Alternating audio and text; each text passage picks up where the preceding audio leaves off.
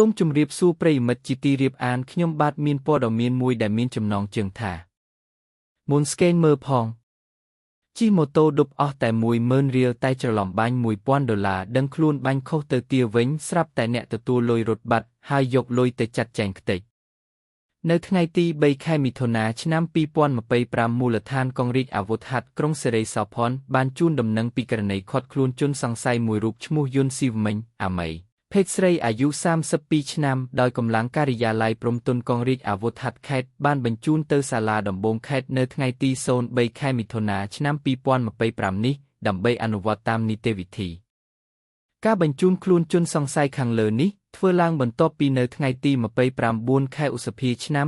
2025កងរាជអាវុធហត្ថក្រុងសេរីសោភ័ណ្ឌបានទទួលពាក្យបណ្ដឹងពីជនរងគ្រោះឈ្មោះរីណាភេទស្រីអាយុ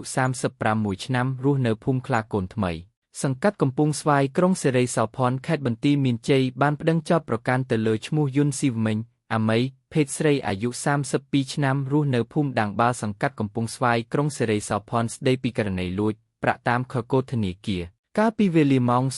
01:40 នាទីថ្ងៃទី26ខែឧសភាឆ្នាំ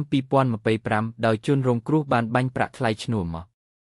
អូតូឌុបតាមរយៈខកូដធនាគារវិញដែលមានឈ្មោះសេមិញយ៉ាន់ដែលថ្លៃឈ្នួលម៉ូតូឌុបតែ$10,000រៀលតែជនរងគ្រោះច្រឡំបាញ់ទៅចំនួន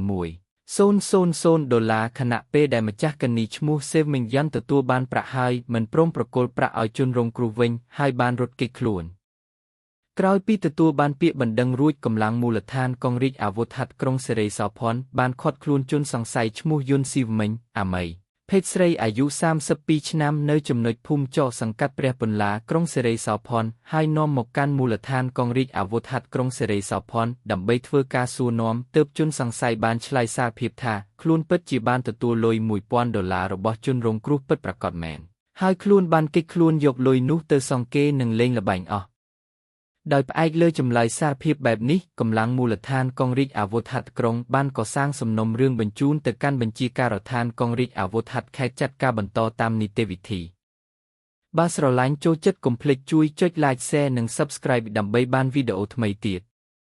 អរគុណចំពោះការចូលទស្សនាវីដេអូនេះ